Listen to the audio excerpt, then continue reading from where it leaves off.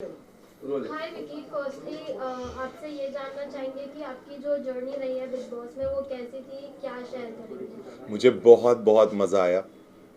और मैं day one से क्लियर था, मैंने हमेशा ये बोला शो में कि जर्नी बहुत ही एंटरटेनिंग होनी चाहिए। अगर आपको खुद मज़ा नहीं आ रहा है ना उस घर पे, तो किसी को भी आपको देख के मज़ा नहीं आ रहा है, ये पक्की बात है। तो मैं सिर्फ इंजॉय करने गया था, मैंने बहुत बहुत बहुत इंजॉय किया। और फिर बाहर आके जो फीडबैक या जो लोगों का लव एंड सपोर्ट मिल रहा है, तो उससे समझ में आता है कि शायद आपने सच में कुछ वहाँ पे किया, कुछ लोग आपसे कनेक्ट हो पाए जिन्होंने आपको समझा और आपको प्यार किया। तो वो फीलिंग बहुत स्पेशल। आपको ऐसा लगा जो आप सोच के गए थे मैं ऐसा परफॉर्म करूंगा, आपने वैसा ही दिया या फिर कुछ अलग हुआ? मैं सच बता रहा हूँ, आप कुछ सोच के नहीं जा सकते वहाँ। आपने सिर्फ शो देखा हुआ होता है और उसको आपको लगता है बस कि हाँ ठीक है, मतलब मैं जा सकता हूँ। क्योंकि आप जो भी चीज़ सोच के जाते हो ना, वो कोई भी चीज़ें वहाँ पे वैसी होती नहीं है। वहाँ की सब सिचुएशन अलग है, वहाँ पे सारी परिस्थितियाँ अलग है।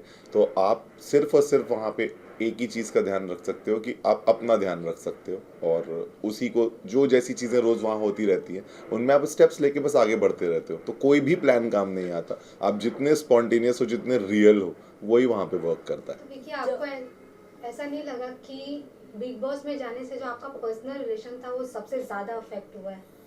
मतलब कोई भी चीज़ होती है, वो हो जाती है, लेकिन आप उससे क्या सीखे और उनमें क्या सुधार लाना चाहते हैं, वो ज़्यादा ज़रूरी होता है। तो अगर आप में वो समझ है, तो तभी आप शायद अपने रिश्ते में इन चीज़ों को एक वहाँ पे एक पॉइंट ऑफ व्यू का गेम था। सबको अपने पॉइंट ऑफ व्यूज़ रखने ज़रूरी थे। और जिस तरह की परिस्थितियाँ बिग बॉस के घर में बनती हैं, वो कभी कहीं नहीं बनती। आप दोबारा कभी 13 लोग 17 लोग के साथ नहीं रहने वाले।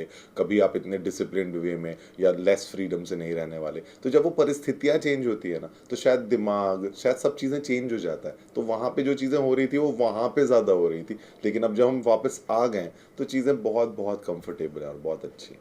जर्नी की बात करें तो विक्की भैया वाला टैग मिला है, देन मास्टरमाइंड का टैग मिला है, हाँ। बट चीजें एंड में आते आते बदल गई थी। अब मतलब सी, आपको कुछ पता नहीं चल रहा होता है कि आपको कोई टैग मिल रहा है नहीं मिल रहा है, क्योंकि आप सिर्फ अपने उन कॉम्पिटिटर्स के साथ रहते हो जो जो हमेशा ऑनेस्ट नहीं रहते। वो कई बार आपको सिर्फ पुट डाउन करना चाहते हैं, तो वो आपको कुछ भी बोलते रहते हैं, सिर्फ बोलने के लिए भी बोलते रहते हैं आधी चीज़ें।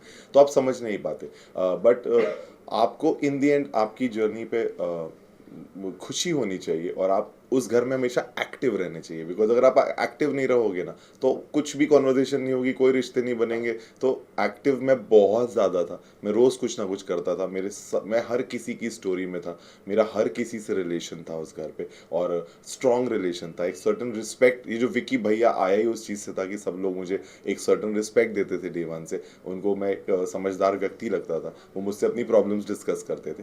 तो हाँ, मतलब I feel that the title is totally completely earned by me on that show, by however I am. So I enjoy that. वो कब अच्छा था कब बिगड़ गया मैंने इतना सोचा नहीं, but people still call me as Vicky भैया and they miss me as Vicky भैया, so I am honored.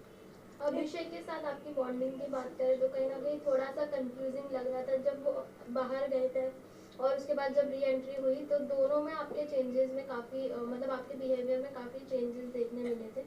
उस पर क्या कहेंगे? सी मैंने कभी भी हम सब के बहुत झगड़े हुए हैं उस शो में, और हम सब उन सिचुएशन से पहुँचे हैं जहाँ हम कभी अपनी लाइफ में नहीं पहुँचते हैं। लेकिन उस टाइम पे मैंने बहुत कोशिश रख के अपने हमेशा शब्दों में संयम रखा। मैंने कभी गाली गलौज नहीं की, और मैंने कभी किसी पे हाथ नहीं उठाया। तो मुझे ऐसा लगता था कि वो इतना क्लियर रूल ब्रेक था वहाँ का कि वो किसी भी सिचुएशन में नहीं होना चाहिए था।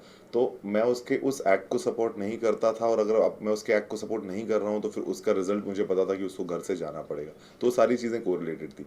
वो जब जा रहा था, तो क्योंकि मुझे पता था कि उसके लिए वो घर कितना इंपॉर्टेंट था, उसने हमेशा अपने शब्दों में बताया था कि वो बहुत ज़्यादा इस शो में रहना चाहता है और बहुत अच्छा करना चाहता है। तो मुझे मुझे इसलिए उस दिन रोना आ रहा था कि मुझे उसके ऐसे होने पे रोना आ रहा था कि वो ऐसा क्यों इतना अग्रेसिव हो जाता है कि वो अपनी बनती हुई चीज़ों को हमेशा इतने पास आने के बाद वो बिगाड़ देता है। तो उस फीलिंग को मैं उसकी जानता था, तो मैं बहुत ज़्यादा कनेक्टेड था उससे उस टाइम पे। तो मैं उस चीज़ के लिए सैड था, बट वो जो उसने किया था उसके लिए उसको घर में नहीं आना चाहिए था, मैं श्योर था, इसलिए मेरा बाद में वो रिएक्शन था जब वो आया कि वो एक अनफेयर डिसीजन था, ऐसा नहीं होना चाहिए था। आपका बॉन्ड जिस तरीके से अभिषेक के साथ बदला है from a brother to a competitor Yeah. Scene, वही कुछ सीन हमने मुनावर के साथ देखा था एंड चीजें तब बदली स्पेशली जब आयशा की एंट्री हुई थी। व्हाट यू वांट टू से? मतलब मैंने हमेशा वही फैसला लिया जो शायद उस समय पे सही था। अभिषेक के साथ मेरा एक बहुत अच्छा रिलेशन था शो में और बहुत अच्छे से हम लोग स्टार्टिंग के दिनों में क्लोज थे, बट दिवाली टास्क के बाद कुछ ऐसी चीज़ें उसके साथ तरफ से हुई जिसको लेके मैं खुश नहीं था। फिर आयशा जब आई तो मुनव्वर भी एक सर्टेन तरीके से अपना स्टैंड नहीं रख रहे थे उन चीज़ों में, और मुझे ऐसा लग रहा था कि थोड़ा सा और रियल होने की उनको ज़रूरत थी उस सिचुएशन में, तो मैंने उनको हमेशा कॉल आउट भी किया और बोला भी मैंने उनको कि आप अपनी चीज़ों को क्लैरिटी से रखिए लोगों के सामने। अब ये बिग बॉस का घर है, आप यहाँ से इससे बच नहीं सकते, अब ये चीज़ें आपके सामने आ गई हैं तो आप इवेंचुअली अपना जो सच है उसको लोगों के सामने रखिए। अब लोगों को डिसाइड करने दीजिए वेदर वो उसको पसंद करते हैं कि नहीं करते हैं। बट कुछ चीज़ें ऐसी थी जो कर पा रहे थे, कुछ चीज़ें थी वो नहीं कर पा रहे थे, तो मैं बहुत मतलब मैंने हमेशा उन चीज़ों को हाईलाइट किया जो उस समय पे हो रही थी, और मैं हमेशा उनके लिए वोकल रहा और मैंने जाके फेस टू फेस उन चीज़ों की बात की। कभी अभिषेक हो चाहे मुनव्वर हो, मैंने सबको फेस टू फेस जाके सब कुछ बोला जो मैं सोच रहा था बहुत strongly. So now what is the bond with Munawar? See Munawar के आर्ट फॉर्म को मैंने हमेशा बहुत पसंद किया। मैंने उसको हमेशा बोला कि तू बहुत अच्छा आर्टिस्ट है, और उसने खुद एक्सेप्ट किया शो के ड्यूरेशन में कि वो एज अ ह्यूमन बीइंग जहाँ जहाँ अपनी लाइफ में गलत रहे हैं उनमें वो सुधार लाना चाहेंगे। तो आई फील बस वो सुधार ला ले, उसका पर्सनल मैटर है, अदरवाइज कोई भी प्रॉब्लम नहीं है।